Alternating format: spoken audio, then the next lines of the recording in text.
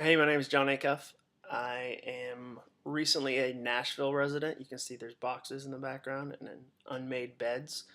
And I can't figure out how to get the lighting right, so I'm probably going to look like the kid from Powder during most of this video, but I think that's okay. I promise you I don't glow like the sun most days, but today I'm going to.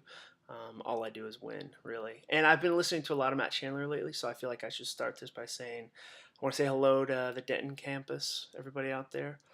But I have a website called stuffchristianslike.net and a book by the same title, Stuff Christians Like. And the goal of it is to clear the clutter of Christianity so that we can see the beauty of Christ.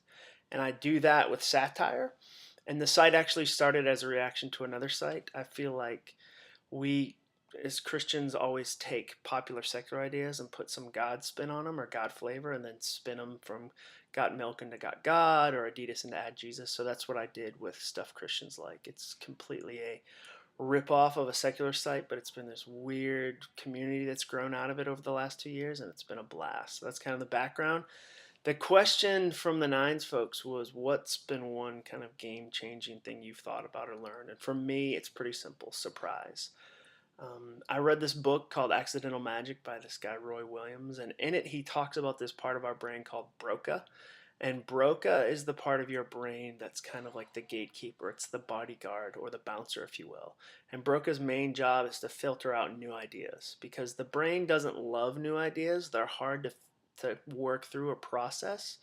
And so what happens is that immediately when you hear something new, your brain tries to grab it and relate it to something old. You've got all these pre-existing buckets of experiences you've had. So when you have an experience of a new beach, for instance, you immediately try to grab it and go, what's this beach like?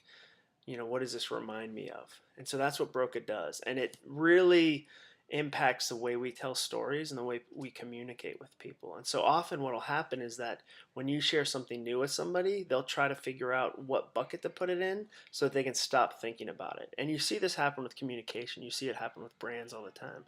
And it's something that I've really tried to explore and stuff Christians like because for me, satire is just a vehicle for truth. It's just humor with a purpose.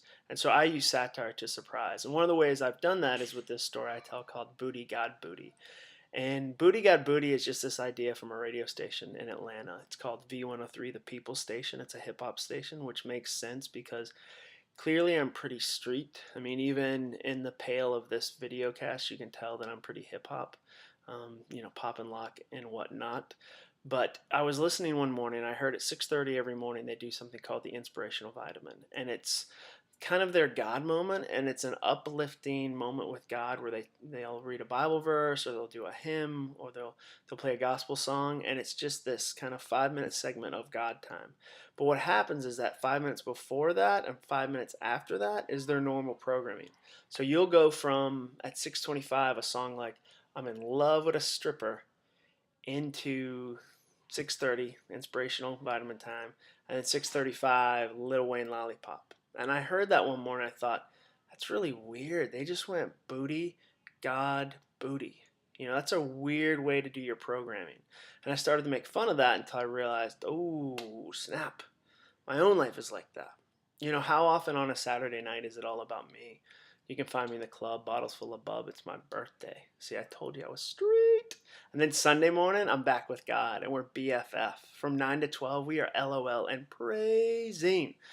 Monday, God's in the car with my Bible. It's like the Flight of the Conchords said. It's business time. It's John's time. And so I realized, wait a second. I just went booty, God, booty. I did that in my own life, and I did that in this conversation or this relationship or this engagement with somebody. And it became this catchphrase I started to ask myself, did I booty got booty that situation? Am I booty got booty in this moment, this interaction?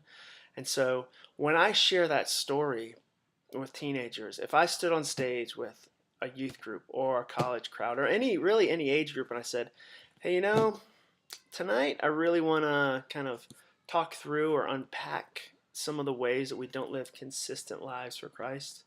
I want to look at the ways we kind of fracture who we are and we don't have holistic lives and we kind of segment ourselves. If I said that to a group of people, they would immediately go, okay, this is a story I've heard before. I've heard the inconsistent faith story.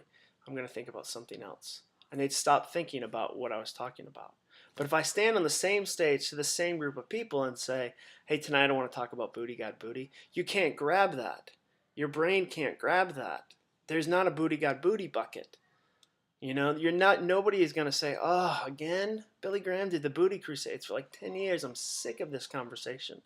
And so what happens is that when you can surprise somebody, when you can get around Broca, you get inside and you get to a place where you can have honest, meaningful conversations. And so I'd encourage you to focus on surprise, not shock. Shock is offensive. Shock is in your face and exclamatory. And shock is like a flare that burns bright for 30 seconds. Shock to me is mockery. I don't do mockery. Mockery wounds people. Mockery has a target and a victim. I use satire to surprise.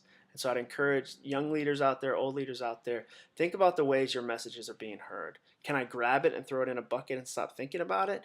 Or does it stop me? Do I want closure? Do I get past Broca with what you're saying? Thanks again. It's Jon Acuff.